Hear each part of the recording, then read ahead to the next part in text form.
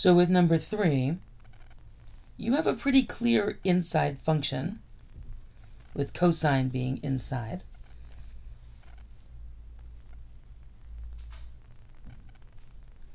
There's even a sine there to act as your du.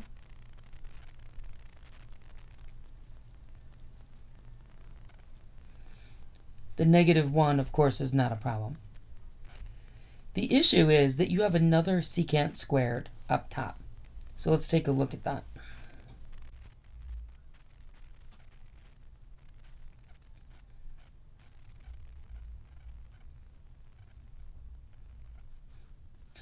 So I've gathered all the things we know what we're going to do with over here. This is the part we don't know what we're going to do with.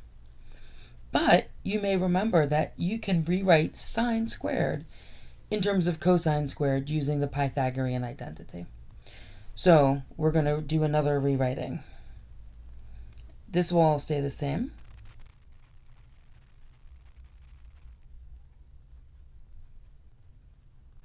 And I'll change the sine squared to a 1 minus cosine squared.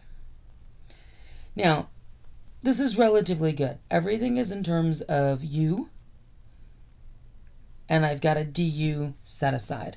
It's a little messy, so let's do the substitution and see what happens. This is going to turn into my du. And I'll have -1.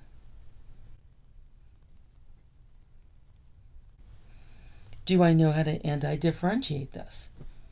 Turns out, yes, it's not so bad. We have u's and powers of u, and that's okay. So we'll do a little more rewriting. We'll distribute.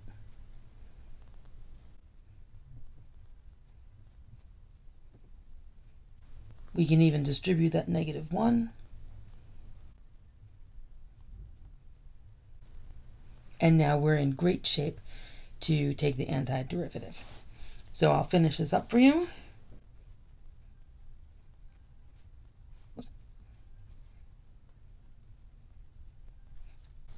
And then put everything back in terms of your original variable.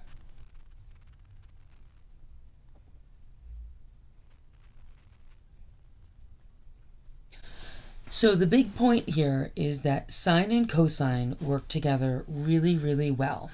They are derivatives of each other, more or less. So you can make a u-du relationship, but there's also a Pythagorean identity that relates them, which gives us some real flexibility in working with it. Let's look at another one.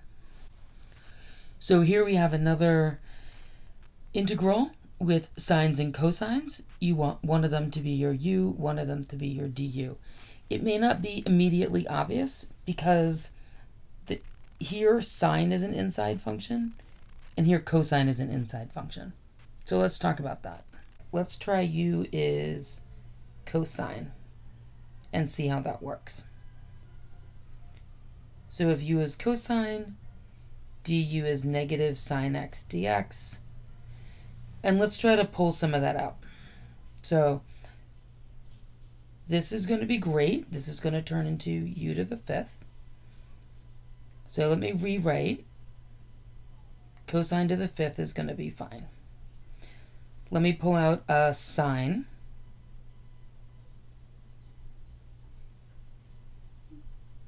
That's going to be my du, or a negative du. That's going to be u to the 5th. And what do I have left over? Sine cubed. Okay, so that's my big question. What can I do with sine cubed? I can't leave it in sine. You can't have more than one du. I need to turn it into something in terms of u. Can I change sine cubed into cosines? Well, I can do that with 2 of them. So sine cubed is sine squared times sine. Sine squared I can turn into 1 minus cosine squared, which is 1 minus u squared, which is awesome. What am I going to do with this sine? And the answer, sadly, is I just can't do anything with this. Some people think that since sine squared equals 1 minus cosine squared, does sine equal 1 minus cosine? Now, that's very tempting, but sadly, not true. Do not do this. You can only convert even powers of sines and cosines. So, here's the lesson. When you have your du set up, if what you have left over has an odd power, that is not really going to work. This one was okay because this one was already in terms of u. But this one over here is not. So we'll try this again. If your u is sine x, your du will be cosine x dx. Do you have one of those? Yes. So in this situation, you'll get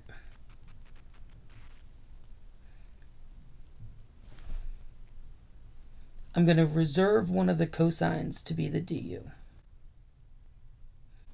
And how many cosines do I have left? This is going to be my u to the fourth. This is going to be my du. What am I going to do with this? Well, cosine to the fourth is cosine squared squared, which is 1 minus squared, which is 1 minus sine squared squared. So you can turn this into u's. So that's our plan. That's going to work really, really well. So let's put this purple plan into action. This turns into u to the fourth. We said this was going to be 1 minus u squared squared. This is a du.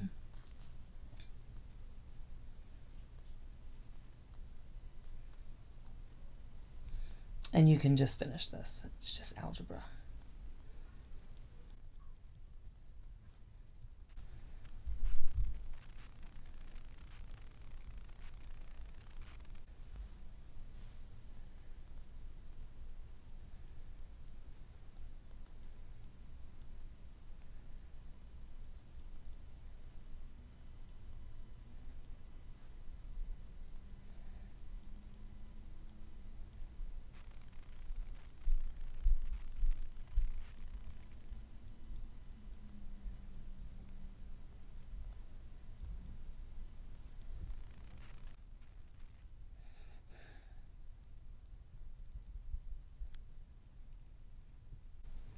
And you're done.